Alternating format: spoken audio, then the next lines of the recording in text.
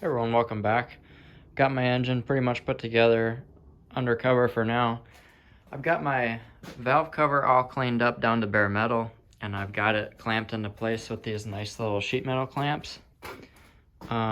These things are super handy. It's like having 8 extra hands to hold this thing together while you weld it in place. So I got this thing put together. I'm gonna weld this thing all up, and then I got a lot of grinding to do to get it smoothed back out, and then this thing will be done, and then I can throw it back on the engine and we can start painting this thing. Alright, so I went all the way around, got it tacked up, and then I took all of my sheet metal clamps off, and now I'm just stitching along with the MIG welder, just doing little zzz, zzz in there, trying to get this thing stuck together as good as possible. Now, if this was a bedside or something, you'd want to do way shorter stitches so you don't get, nice wave pull going. But, yeah, I don't really care. It's just a valve cover, so not really concerned with warping as long as it still bolts to the head and seals up. I'm not really worried about how it looks. It's such a small surface area that don't really think it's a big deal. So I'm just gonna keep welding away on this thing until I get it all the way around, and then I got a lot of grinding to do. Well, I got it all welded up. Made some runs that were probably way too long. And I definitely warped it a little. Got good penetration, as you can see. Looks welded on the inside as well. It's a good thing. My biggest concern with this is oil leaking through the weld and behind my paint. That's my biggest concern. But if that's the worst thing that happens to this engine, I think I'm in pretty good shape. But yeah, that's what it looks like. I got a lot of grinding to do, and I don't think I'm gonna do it today, but we'll see.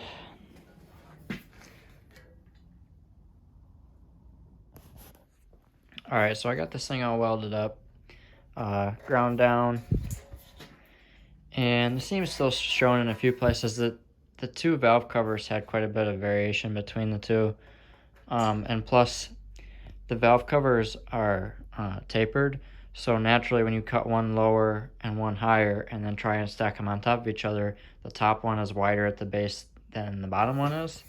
So I had to fill some gaps a little bit. Nothing too crazy, just stuff like this here. So what I'm gonna do is some cleat and squirrels restoration, and I'm gonna spread some of this glazing putty on here just to fill in this weld a little bit. And anywhere that it was sticking out past flush, I took my rubber mallet. I'm gonna do the old cave and pave technique. It's easier to fill a low spot than it is to cover up a high spot. So I'm just going to do a real thin skim coat on this over the weld, and then tomorrow I can sand this thing down. This doesn't have to be perfect by any means, but I want it to look halfway decent. So I'm going to do a light skim coat on this. Tomorrow I'll sand it down, and then other than that, I'm pretty sure the engine's ready to paint. All I have to do is put that fuel pump block-off plate on and then just mask off all of my ports and stuff. Alright, I put a skim coat on here real quick. I'm gonna let this dry. I'm gonna go home, and tomorrow morning I will start sanding on this thing. Just gonna scuff it a little bit, take the edges off this Bondo. Again, not looking for perfection, just looking for good enough. Alright, I just spent about an hour outside hand sanding this thing. It's not perfect. It's definitely gonna be a little wavy, but it is what it is.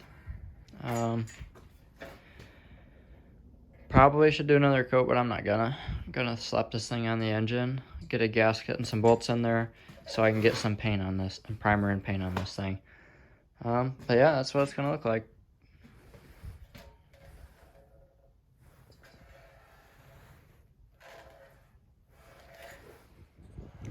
Alright, I gotta get this truck backed out of here so I can get the engine out here, and I can get the heat going in the shop and get it warmed up so I can paint. So I got the old tow vehicle hooked up here. I'm gonna drag this thing outside.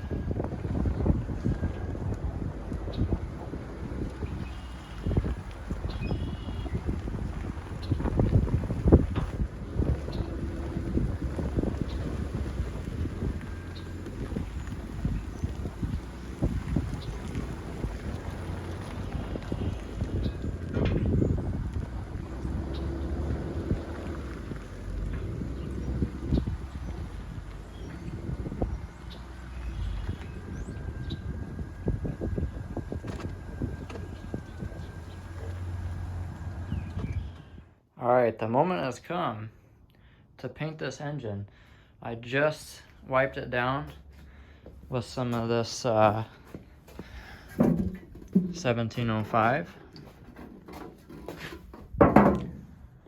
So it should be nice and clean and oil free now.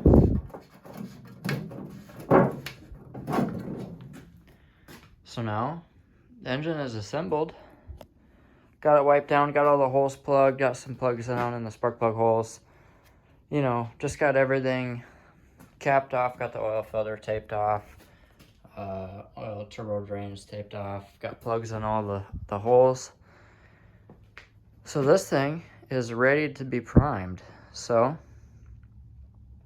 I guess it's time to wheel it on out there and get to priming. So I'm using this two-part epoxy for a primer, and what you do is shake this up, take this red button out, put it on the bottom of the can, and it sprays in the activator, and then your shelf life on this is only a couple days. So I'm going to use this stuff. I got 2 cans of it. I'm going to get this engine primed, and then hopefully tonight I'll be spraying some color. I'm going to be using a gun, and I've got this paint here for the main color. It's the same color as the rest of the truck, and it's WA388A. It's a GM color. Well, time to get the spray on. Alright, got this thing all primered up. You can see clearly my weld and valve cover, but it's okay. But yeah, got this thing all coated up. I'm gonna do one more coat probably in maybe 15 minutes. Let this dry for a minute. Probably only do 2 coats on it. I laid it on pretty thick. Also decided to paint a couple other things that have been incomplete on my interior for years. So I'm gonna get my seatbelt covers and glove box door done at the same time, because I've got the same color as the truck mixed up. So now is as good a time as any. I'm kind of digging this Cummins tan actually, but gonna go with the blue. Probably spray that tonight, give this thing a few hours to dry. And then I think that thing's gonna look really good. So I'll get you back in a little while. Alright, so I got the second coat of epoxy on the engine, and I got the heat blowing on that thing, and I'm gonna let it cure for a couple of hours. And then I'm gonna go right in with my top coat, which is gonna be this PPG Shopline enamel. And it is the same color as the rest of the truck. So I'm gonna open this up for you guys so you can see how beautiful this color is and why I picked it for the truck. And I'm pretty excited to get the rest of the engine in the same color.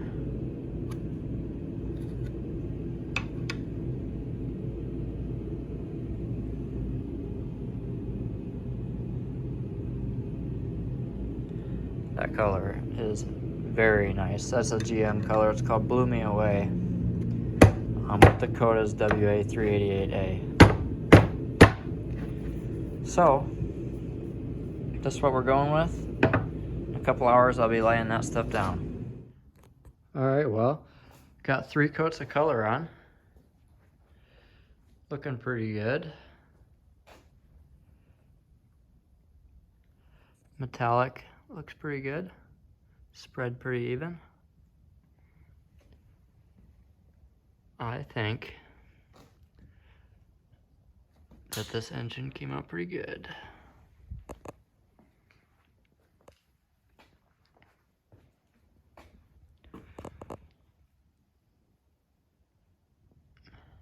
can still see the seam where the two valve covers are welded together, but I'm not worried about it.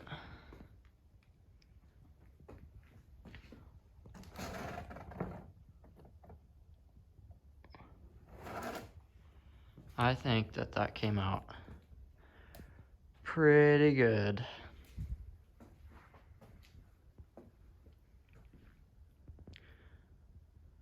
This is the other stuff that I painted. Glove box. And then the shoulder belt covers. I think they came out pretty good, especially for being plastic. Luckily they were painted, so I didn't have to do any adhesion promoter or anything. I just scuffed them with red Scotch-Brite and primed them like everything else. But man, did they come out good. Look better than the rest of the truck. I also did the harmonic balancer. I think I forgot to show that earlier. I do potentially have something in the works for a harmonic balancer, a future harmonic balancer, so I wasn't really worried about it. I forgot to mention, I returned the other one. I'm going to throw my old harmonic balancer back on for now. I have potentially something in the works. I gotta see how that all plays out this week. So I'm just gonna throw the old one on for now. It's lasted the last 5 years, so I'm assuming it's gonna be good for a little while.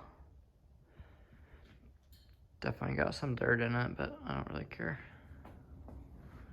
Just an engine. This thing's gonna be filthy in no time. I'd say that came out pretty good. And I just can't get over that color.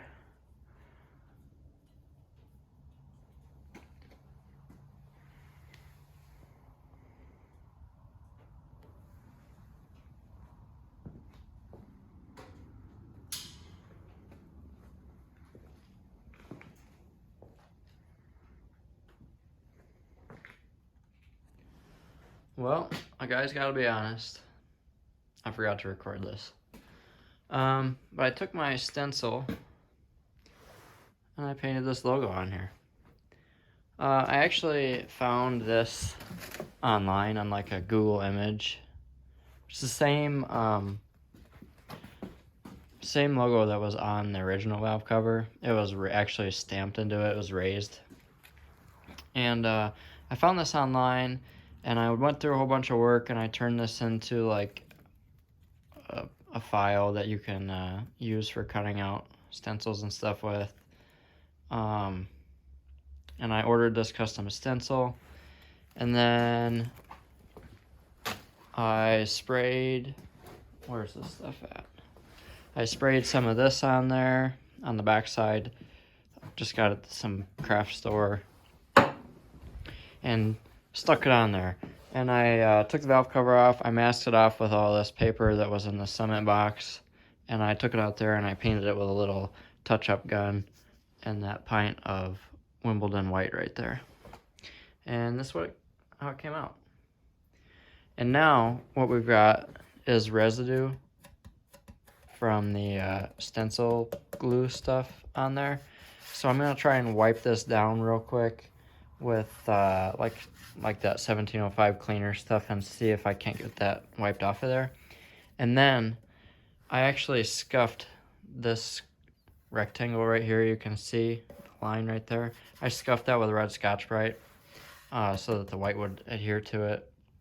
And so after I get this residue off here, hopefully I'm able to, then I need to come back in with some like polish or something like that. Hopefully I don't have to wet sand it or anything like that.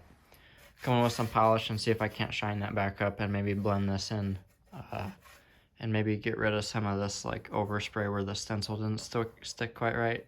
Maybe somewhere like in between these letters and stuff.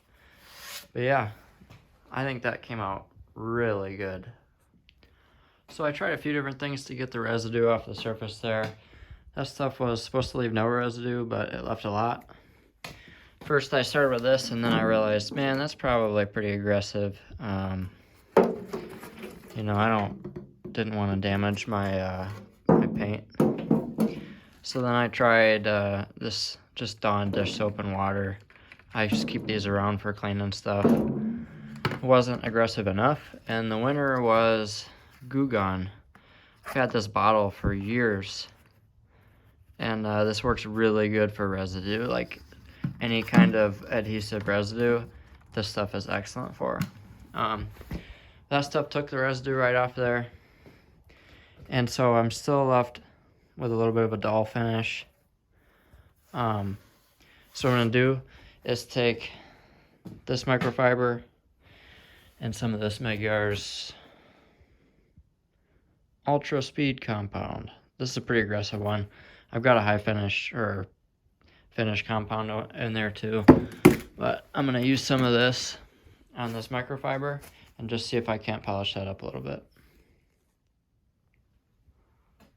Well, I was able to get most of the dullness polished out. There's still some scratches in there, but I'm not really worried about it. This thing's gonna end up dirty before too long anyway, but I think that came out really good. This is exactly the look that I was going for. Well, I know you guys probably thought the day would never come, but I think this Built 300 is ready to go in the truck. But that's going to be it for today's episode. Thanks for watching. Until next time, this has been Wasted Paycheck Garage.